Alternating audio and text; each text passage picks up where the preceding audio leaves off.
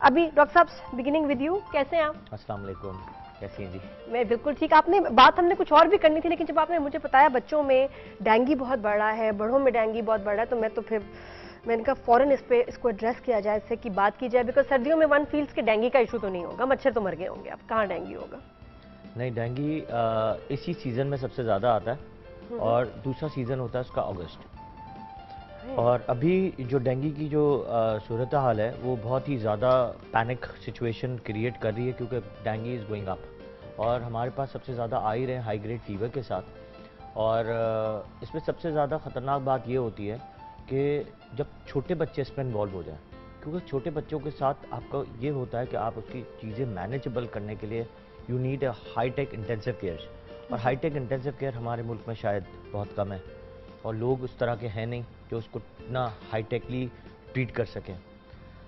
Actually adult में भी बहुत ज़्यादा है, क्योंकि होता है, आपको पता है कि साफ़ पानी में होता है, साफ़ पानी आपको पता है हर जगह पड़ा होता है बेशक, और आप हर जगह स्प्रेज नहीं करते। अच्छा, गंदे पानी में नहीं आते? गंदे पानी में नहीं होते हैं, ये साफ़ पानी में होते हैं। डेंगू ऑलवेज जो ग्रो करता है वो साफ़ पानी में ग्रो करता है और वो ज़्यादातर आपके घरों में पड़ा होता है। एसी का पानी एक तो बहुत एसी खड़ा का हुआ पानी होता है, घरों में पड़ा होता है, घरों में टायर्स में पड़ा होता है, कहीं आपने बर्तनों में रखा होता है, कहीं सेव करके आपने कहीं जगह अपने गार्डन में आपने के लिए रखा होता है, बिल्ली डॉगीज के लिए रखा हुआ होता है। वो तो हमारे यहाँ भी होता है कि एक कटोरा सा पड़ा होता है कि पेट्स के लिए जरूर पड़ा होता है, अंदर घर के भी बाहर भी। अच्छा, घर के अंदर अगर होगा तो उसमें भी ग्रो कर बिल्कुल सकता है? कहीं भी अगर डेंगू का मच्छर होगा तो डेंगू तो मच्छर तो इट्स जस्ट लाइक मॉस्किटो।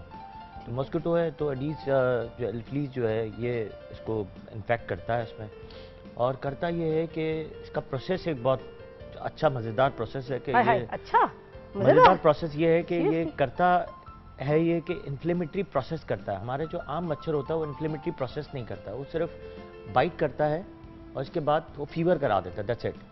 और इसके साथ अगर आप ट्रीट हो जाएं और बहुत अर्ली स्टेज में ट्रीट हो जाएं तो मलेरिया बहुत जल्दी ट्रीट करता है, क्योंकि बहुत जल्दी वो ख़राब नहीं करता है। डेंगू का मच्छर सबसे ज़्यादा ख़तरनाक बात ये होती है क्योंकि डेंगू चीज़ें बहुत जल्दी हमारी बॉडी में ख़राब करता है। बेसिकली ये इन्फ्लेमेटरी प्रोसेस करता है। मतलब डेंगू के मच्छर ने हमें काटा, विद इन 72 आवर्स हमारा इन्फ्लेमेटरी प्रोसेस स्टार्ट हो जाता है। उससे हमारे लीकिंग सेल्स जो है वो लीक होना शुरू हो जाती हैं। उसमें हमारे जो अंदर वाला पानी है वो बाहर वाले शरानों में आना शुरू हो जाता है, जिससे हमारा ब्लड प्रेशर लो होता है, हमारे इलेक्ट्रोलाइट्स उसके साथ निकलना शुरू हो जाते हैं, जैसे सोडियम है, पोटाशियम है, क्लोराइड है, बाइकार्ब है, वो निकलना शुरू होता है। जब बहुत सारी इलेक्ट्रोलाइट्स निकलना शुरू होते हैं तो उसके साथ प्लेटलेट्स भी नीचे आना शुरू हो जाते हैं। जब प्लेटलेट्स नीचे आते हैं तब हमारे प्लेटलेट्स और WBCs काउंट नीचे आ जाते हैं। उसमें ये होता है कि हमारा बोन मैरो अफेक्ट करता है। तो जब आपका ये बोन मैरो अफेक्ट करना शुरू होता है तब आपको सारे सिम्टम्स शुरू होते हैं विद द फीवर। तब आप down towards the intensive care की तरफ जाते हैं। अब इसकी बचत ये है कि अगर आपने पहले तो आपको स्प्रेज बहुत इस सीज़न में आपको अगर बहुत ज़्यादा अच्छे स्प्रेज करना शुरू कर दें, होगा ये कि इससे आपके बहुत सारे जो डेंगू के मच्छर हैं वो ठीक ठाक जो है वो मरना शुरू हो जाएंगे। मॉस्किटो कॉइल्स हर दफ़ा अपने साथ साथ रखें।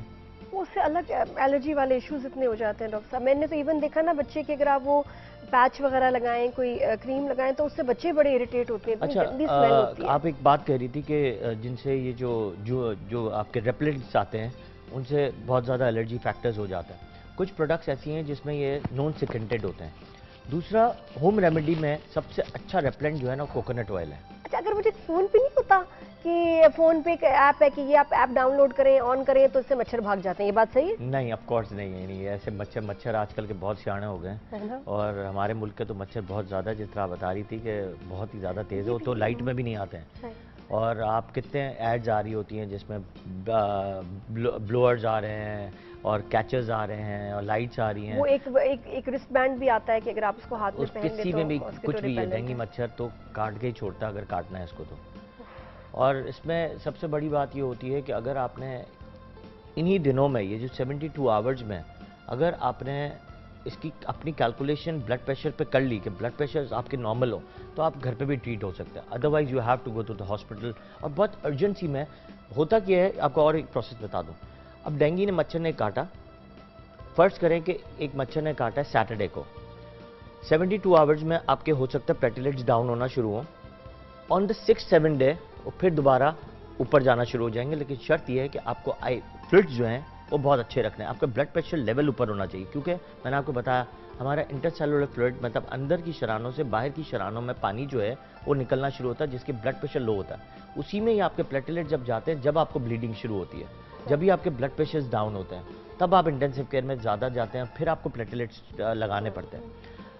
जितनी जितनी साल गुजरे हैं, जितने जितने रिसर्च गुजरे हैं, उस पर सबसे अच्छी बात यह हुई है कि प्लेटलेट्स का रिवाज जो है वो बहुत कम हो गया। मतलब 20,000 10,000 तक भी हम प्लेटलेट्स पे नहीं जाते हैं जब तक कि ब्लीडिंग फैक्टर्स ना हो। तो सबसे इंपॉर्टेंट ये है कि प्रिवेंशन करनी है घर पे। अगर आप प्रिवेंशन करते हैं तो ये डॉक्टर साहब प्रिवेंशन जरूर बताएं। फिर बच्चों का एक पे आगे इन्फेंट्स छोटे से जो बेचारे मच्छर उनके ऊपर बैठता है तो वो कुछ कह भी नहीं सकते, उड़ा भी नहीं सकते, बेचारा जब वो काट ही जाता है तो तभी को रोते हैं। कोकोनट ऑयल इज अ फिर वेरी गुड toddlers, रिपेलेंट। फिर उसके बाद बड़े बच्चे। जी, देखिए coconut oil is a very good repellent.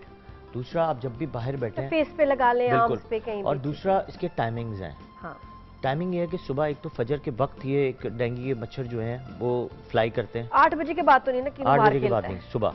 अच्छा। और एक 7 बजे मगरिब के बाद से लेके उस टाइम पीरियड में 6:30 से लेके 7:30-8 बजे तक, ये सर्दियों के पीरियड का टाइम है जब ये सूरज ग्रुप कर रहा होता है। 6:30 तो किनो खेलता है फुटबॉल। तो वो एक अच्छा। बहुत बड़ा फैक्टर है डेंगू का। दूसरा 6 बजे मतलब ये आप और से सुन ले कि 6 बजे बच्चे घर पे हो। बिल्कुल। सही और बात है। दूसरा कौन है कीड़ा? डेंगू का मच्छर हाई फ्लाई नहीं करता है, मतलब उसकी जो फ्लाई का जो रेशियो है ना वो 10 फीट है।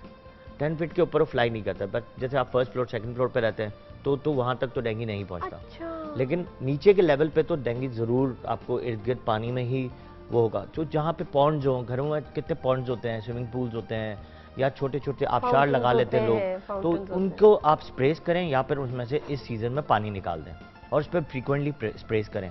बच्चों को कहें कि डार्क कलर्स ना पहने, लाइट कलर्स पहने। दूसरा, फुल स्लीव्स पहने। रेपलेंट लगा लें। रेपलेंट का मतलब अगर आपको लगता है कि किसी को एलर्जी फैक्टर्स है तो coconut oil is a very good repellent. आपने रेपलेंट लगा लिया तो कोकोनट ऑयल से आपको मच्छर बहुत कम काटते हैं। अच्छा। दूसरा, नॉन सेकेंटेड कोई भी आपने रेपलेंट ले लिया अगर कोकोनट ऑयल किसी को नहीं पसंद है तो, वरना कोकोनट ऑयल हम तो प्रिस्क्राइब ही करते हैं। वो जो कपड़ों पे पैच लगा लेते हैं, बेशक उसकी स्मेल बुरी, बट इज इट इफेक्टिव? क्या मच्छर को स्मेल से कुछ चक्कर आते हैं? देखिए स्मेल से ये होता है कि वो थोड़ा सा दूर भागता है। उसका अगर sense of लेकिन smell बहुत लेकिन तेज है। बहुत सारी मैंने चीज़ें देखी हैं, लेकिन मैंने ये देखा है कि ये आम मच्छर तो चला जाता है, लेकिन डेंगू मच्छर जो है ना ये इन चीज़ों से नहीं भागता है। तो अवॉइडेंस ऑफ ये जो पानी का जो अवॉइडेंस है ना, अब देखें एक तो गन वाला मच्छर है, जो मच्छर है जो हर जगह पल जाता है, जो गंदगी में ज़्यादा पलता है।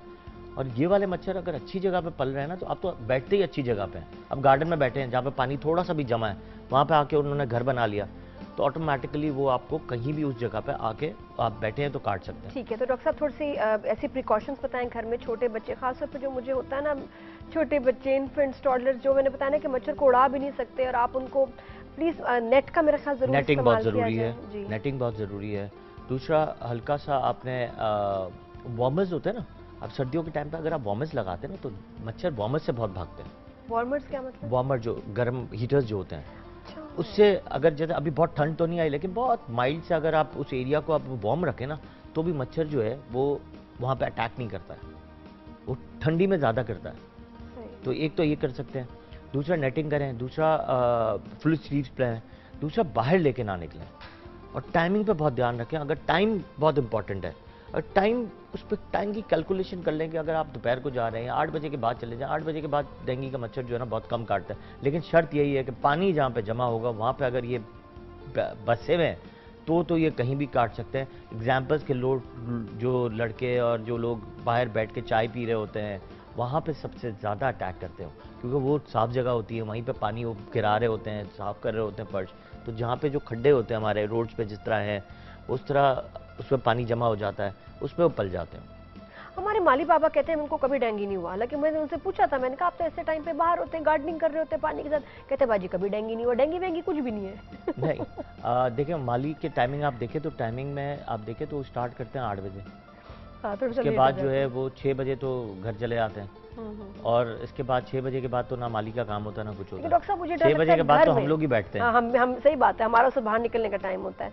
वॉक भी इसी तरह होती है कि आजकल मैं देख रही हूँ लोग 7:30 बजे ही घर वापस आते हैं, तो 6:30 जो आप कह रहे हैं इसका पीक टाइम है, उस वक्त हम बाहर ही होते बिल्कुल। हैं, फुटबॉल चल रही होती है, मैचेस हो रहे होते हैं, बाहर चाय चल रही होती है कि भाई बिल्कुल। अंधेरे से पहले जो है ना इसी में ही बाहर डेंगू का बैठ जाओ। फैक्टर सबसे ज्यादा फैलता है और इसीलिए रेशियोज बढ़ रहे हैं।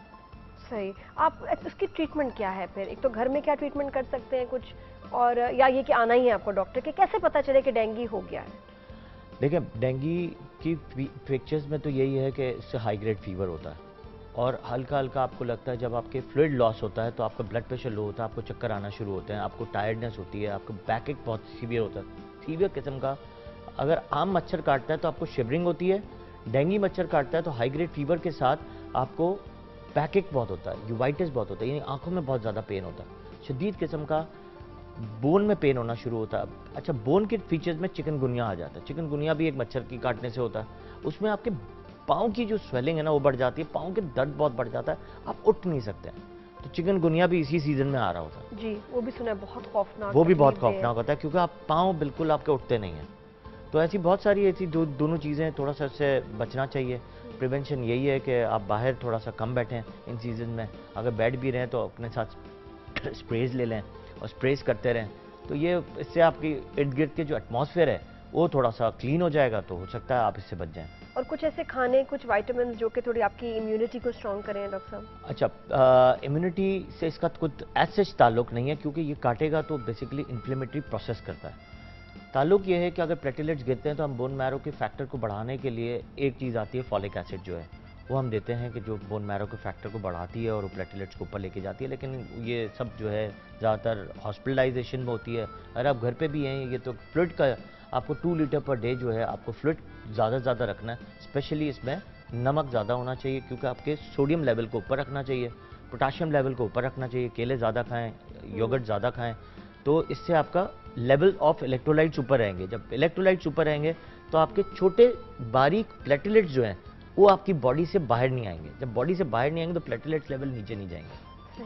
तो ये बहुत इंपॉर्टेंट चीज़ है। Thank you so much doctor साहब, इतनी अच्छी इन्फॉर्मेशन। डॉक्टर इब्राहिम जब भी आते हैं इनसे बहुत सारी टॉपिक्स पे बात हो सकती है, हमें तो मुश्किल हो जाता है सिलेक्ट क्या करें। डॉक्टर साहब, नेक्स्ट टाइम हम क्या बात कर रहे हैं? Next time we can talk about, मैंने लास्ट टाइम मेरे पास बहुत सारे पेशेंट आ रहे हैं जो परेशान होते हैं, जिनके बच्चे स्टम्परिंग बहुत करते हैं, स्टटरिंग बहुत करते अच्छा, हैं हाँ। और अचानक करना शुरू कर देते हैं। अचानक? वी कैन टॉक, एक प्रोग्राम कर सकते हैं इस पे कि लोग बहुत परेशान होते हैं इस पे, बच्चे बड़े इस पे होते हैं, मैं क्यों तो होता है? जब अजान के नाखून काटने होते हैं तो वो हकलाना शुरू कर देता है, न न न न, वो भी हो जाता है सर। नाखून काटने पे एक हाँ, जंग तो होती बस है। वो एक करेंगे। बच्चों को मसला क्या, जब उनके नाखून काटे, लड़कों को इशू क्या होता है? मुंह से ज्यादा बड़े हो जाते हैं नाखून, भागता है कि नाखून नहीं काटने, क्या है मसला? एक्चुअली खौफ, जैसे बाल कटवाने का खौफ है, स्विमिंग का खौफ है, लड़कों को किसी किसी चीज़ में, कोई भी बच्चा होता है एक पैनिक अटैक होता है उसको, तो वो 11 साल डरता का है। बच्चा डर रहा है नाखून काटने एक्चुअली आपको बात बताऊं, कुछ बच्चे बड़े लाडले होते हैं और उसको आपने स्ट्रीट स्मार्ट बनाना होता है। जब स्ट्रीट स्मार्ट बनते हैं ना, तब बहुत सारी चीज़ें से ये डर और खौफ खत्म हो जाता है। अच्छा, लेकिन डॉक्टर साहब कहीं को दुनिया में कंपटीशन होता है छोटे बच्चे के नाखून काटना, सबसे ज्यादा तेज कौन काटेगा? मैं उसमें हिस्सा लेना चाहती हूँ। मेरा रिकॉर्ड है 30 सेकंड्स, दोनों हाथ के किन्नू के नाखून cut cut cut cut cut, वो इतने सेफ, वो जो बेबी सीजर आती है। डॉक्टर साहब, मैं उसमें मुकाबले में हिस्सा लेना चाहती हूँ, कहीं है? देखेंगे। प्लीज चेक करके आप मुझे बताइएगा। मैं उसमें कहीं भी दुनिया में होगा, मैं पहुंच जाऊंगी इस मुकाबले में हिस्सा लेना। मुझे लगता है वैसे कोरोना की वजह से ऑनलाइन ही होगा मुकाबला, बट आई चैलेंज एनीवन जो छोटे बच्चे के नाखून इतनी जल्दी सेफली प्यार से काट ले। सबसे इम्पोर्टेंट बात है कि देखें, माँ की परवरिश बहुत इंपॉर्टेंट है। अब आपकी टेक केयरिंग है, आप इतनी बिजी होते हुए भी अगर आप नाखून काटती हैं, इसका मतलब अगर इतनी छोटी सी चीज़ को भी टेक केयर करती हैं, तो हर माँ को ये सोचना चाहिए कि मैं जितनी भी बिजी हूँ, मुझे अपने बच्चे को टेक केयर के लिए वो वक्त ज़रूर देना है, क्योंकि वो वक्त वापस नहीं आता। बेशक नहीं, और बड़े बुरी बात है अगर बच्चों के आपके नेल्स बड़े हों और गंदे हों, तो इससे जो आप पेरेंट्स की बेइज्जती होती है। मैं तो बहुत पर्टिकुलर हूँ, चलते फिरते नाखून मैंने चेक करती रहती हूँ। मैं मॉनिटर भी थी जब स्कूल में थी, क्लास में, तो सारे स्कूल के बच्चों के नाखून मैंने चेक किए, तो अपने बच्चों को क्यों नहीं। Thank you so much doctor साहब। यहाँ लेते ब्रेक के बाद वापस आएंगे। आमना अलाउद्दीन बात करेंगे अबाउट सिंगल पेरेंटिंग के प्रॉब्लम्स पे, इशूज़ पे। बहुत इंटरेस्टिंग गपशप है, गुफ्तगू है। ज़रूर stay with us, keep watching good morning, ज़रूर स्टे विद